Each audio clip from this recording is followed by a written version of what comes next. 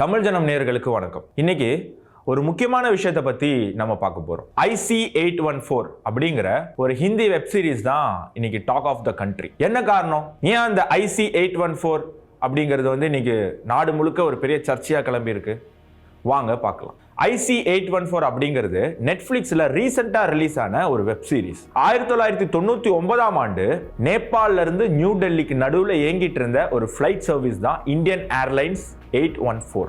ஆனா 24th December 1999ல நேபாள்ல இருந்து take off ஆன அந்த ஃபிளைட் டெல்லியில லேண்ட் ஆகல. அதுக்கு பதில் அந்த ஃபிளைட் நேரா பஞ்சாப்ல இருக்கக்கூடிய அமிர்தசர்ல போய் லேண்ட் ஆகுது. அங்க இருந்து பாகிஸ்தான்ல இருக்கக்கூடிய லாகூர் போகுது, லாகூர்ல இருந்து துபாய் போகுது, துபாயில இருந்து ஆப்கானிஸ்தான்ல இருக்கக்கூடிய காந்தஹார் போகுது. என்னாச்சு?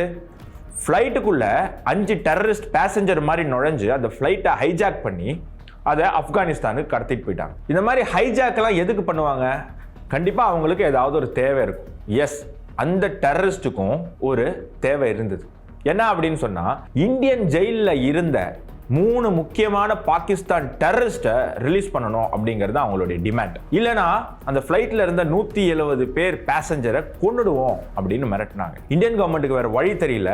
170 பேசஞ்சர், 170 ஃபேமிலியை காப்பாத்துறதுக்கு ஒரு 3 டெரரிஸ்ட இந்தியன் கவர்மெண்ட் ரிலீஸ் பண்றாங்க. யார் அந்த 3 டெரரிஸ்ட்? அகமது ஒமார் சயித், மசூத் அசார், முஷ்டாக் அகமது ஜகார்.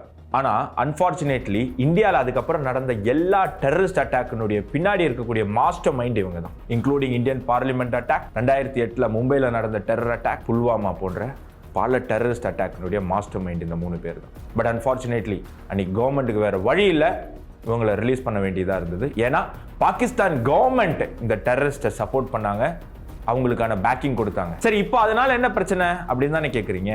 இந்த சம்பவத்தை மையமாக கொண்டு தான் அனுபவ் சின்ஹா அப்படிங்கிற ஒரு டைரக்டர் நெட்ஃபிளிக்ஸ்ல ஒரு வெப் சீரிஸ் ரிலீஸ் பண்ணியிருக்காரு. இந்த வெப் சீரிஸ்ல அவர் என்ன பண்ணியிருக்காரு அப்படின்னு சொன்னா, இந்த டெரரிஸ்ட் இருக்காங்கல்ல, இந்த 5 டெரரிஸ்ட் ஃபிளைட்டை கடத்திட்டு போனாங்கல்ல, இந்த 5 டெரரிஸ்டுக்கு ஹிந்து பேர் கொடுத்திருக்காரு. என்னன்னா, அதுல ஒரு டெரரிஸ்டோடைய பேர் சீஃபா, பேர் சொல்லல. இன்னொரு டெரரிஸ்டோடைய பேர் டாக்டர், அவருக்கும் பேர் சொல்லல.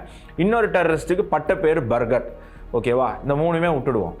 அடுத்த 2 டெரரிஸ்டோடைய பேர் என்னன்னு பாத்தீங்கன்னா போலா சங்கர். நான் இது வரைக்கும் போலா சங்கர் அப்படிங்கிற ஒரு தாலிபான் அல் கைதா டெரரிஸ்ட் நான் பார்த்தது இல்லை. ஏன்னா அந்த ஃபிளைட்டை கடத்தினது அல் கைதா டெரரிஸ்ட் ஆர்கனைசேஷன், ஒரு இஸ்லாமிக் டெரரிஸ்ட் ஆர்கனைசேஷன். அது அந்த அல் கைதால போலா சங்கர்னு ஆட்கள் இருப்பாங்களான்னு எனக்கு தெரியல. ஆனா இந்த டைரக்டர் காட்டியிருக்காரு, அந்த அல் கைதா டெரரிஸ்டோடைய பேர் போலா சங்கர். ஆனா உண்மையான பேர் என்ன? ஷஹீத் அக்தர் சயித், குல்ஷான் இக்பால், சன்னி அகமது, அசூர் ஷகீர். இந்த டெரரிஸ்ட் எல்லாம் பேர் மாத்தி முஸ்லீமா காமிக்கிறதுக்கு பதில் ஹிந்துவா காட்டியிருக்காரு. ஏன் அப்படின்னு சொன்னா, முஸ்லீமா காட்டினா மதசார்பன்மை கலங்கப்பட்டுரும் இல்லையா. இந்த டைரக்டர் ஒரு செக்குலர் டைரக்டர். ஸோ செக்குலரிசத்தை காட்டணும்னா ஹிந்துவா அசிங்கப்படுத்து, ஹிந்துக்களை டெரரிஸ்டா காட்டு அப்படின்னு பண்ணா நீங்க செக்குலர் அப்படிங்கிற ஒரு மைண்ட் செட்ல இருக்கிற டைரக்டர். அதனால அவர் இந்த டெரரிஸ்ட் எல்லாம் ஹிந்துவா காட்டியிருக்காரு. பேர் மாத்தினா என்னப்பா, பேர் மாத்திட்டு போறாரு, உனக்கு என்ன பிரச்சனை? பேர் மாத்துறதுலாம் ஒரு பிரச்சனையான்னு கேட்குறீங்களா? உங்க பையன் இன்னொருத்தனை அப்பன்னு கூப்பிட்டா பரவாயில்லையா உங்களுக்கு? பேர் மட்டும் தானே மாறுது. குமார்னு உங்க பேருக்கு பதில் சங்கர்னு இருக்கிறவரை அப்பான்னு கூப்பிட்டா குமார் சங்கர் பேர் தானே மாத்தோம், கூப்பிட்டுட்டு போறான் அப்படின்னு விட்டுடுவீங்களா? இல்ல.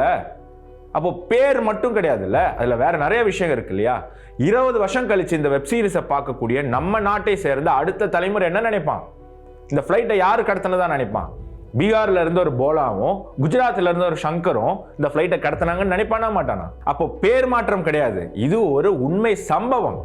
அப்ப அந்த உண்மை சம்பவத்தை நீ வெப் சீரிஸா எடுக்கிற அப்படின்னு சொன்னா, அதுல இருக்கக்கூடிய டெரரிஸ்ட் யாருங்கிற உண்மையை காட்டுற தெம்பு உனக்கு இருக்கணும். ஆனா உனக்கு தெம்பு இருக்கா இல்லையாங்கிறத பத்தி நான் பேசல. ஏன்னா இந்த டைரக்டர் ஹிந்து மதத்துல இருக்கக்கூடியவங்களை ஜாதி வாரியா பிடிச்சு அவங்களுக்குள்ள சண்டை வர மாதிரி எல்லாம் படம் எடுத்திருக்காரு. ஸோ இவருடைய பிரைம் மோட்டிவே ஹிந்து சொசைட்டியை பிரிக்கிறது அப்படிங்கிறது தான். படத்துல மட்டும் இல்ல, ஜெயின்னு ஒரு யூனிவர்சிட்டி டெல்லியில இருக்கு, நமக்கு தெரியும். இந்த CAA ப்ரொட்டஸ்ட்லாம் வந்தப்போ நிறைய பேர் அங்க கத்திட்டு இருந்தாங்க. அதுல ஒருத்தர் கண்ணையா குமார்னு இப்ப காங்கிரஸ் கட்சியில இருக்காரு, MP வேட்பாளரெல்லாம் இருந்தார், ராகுல் காந்திக்கு ரொம்ப நெருக்கம். இவங்கெல்லாம் அன்னைக்கு என்ன சொல்லிட்டு இருந்தாங்கன்னா, இந்தியாவை நாங்க சும்மா விட மாட்டோம், இந்தியாவை துண்டு துண்டா உடைப்போம், இந்தியாவை உடைச்சு விடுவோம், நாங்க இந்தியா ஒரு நாடா இருக்காது, இப்படி எல்லாம் கோஷம் போட்டவங்க. அந்த கூட்டத்தில் ஒருத்தர் தான் இந்த டைரக்டர். அப்ப அவர் படம் எடுத்தா எப்படி எடுப்பாரு? ஆனா நம்ம கேள்வி கேட்க மாட்டோம். ஏன்னா இதெல்லாம் நமக்கு ஒரு பிரச்சனையே கிடையாது. பிரச்சனை எப்போ வரும்? நானும் நீங்களெல்லாம் போனதுக்கு அப்புறம் உங்க பையன், என் பையன், உங்க பேரன், என் பேரை, பேத்தி, இவங்க தான் இந்த பிரச்சனையை சந்திக்க போறாங்க. இவ்வளோ சொன்னதுக்கு அப்புறமா உங்களுக்கு இது பிரச்சனையா படலை அப்படின்னு சொன்னா உங்களுக்கும் அந்த நோய் பாதிக்கப்பட்டிருக்கு. ஃபேக் செக்குலரிசம் ஃபோபியா அப்படிங்கிற நோய். ஆனால் இந்தியன் கவர்மெண்ட் சும்மா இருக்குல்லங்க, நெட்ஃப்ளிக்ஸோடைய கண்டென்ட் ஹெட்டை சமன் பண்ணியிருக்காங்க. Ministry of information and broadcasting summon பண்ணி அவரை இதுக்கு ஆன்சர் பண்ண சொல்லியிருக்காங்க. ஒரு டெரரிஸ்ட் அட்டாக்கை இந்த மாதிரி போலித்தனமாக படம் எடுத்து வச்சிருக்காங்க, இதை நீங்கள் எப்படி ரிலீஸ் பண்ணீங்க அப்படின்னு கேட்குறது. இதுக்கப்புறம் நெட்ஃப்ளிக்ஸுக்கு என்ன ஆக போகுது, கவர்மெண்ட் என்ன ஆக்ஷன் எடுக்க போகிறாங்கன்னு நம்ம பொறுத்துட்டு தான் பார்க்கணும். ஆனால் ஒரு சாமானியனா இந்த மாதிரி விஷமத்தனமான படம் ஒருத்தர் எடுக்கிறான் அப்படின்னு சொன்னால் அதை வெளிச்சம் போட்டு காட்ட வேண்டியது நம்மளுடைய கடமை. இந்த வீடியோவை நிறைய பேருக்கு ஷேர் பண்ணுங்கள், இந்த உண்மை அவங்கக்கிட்ட போய் சேரட்டும்.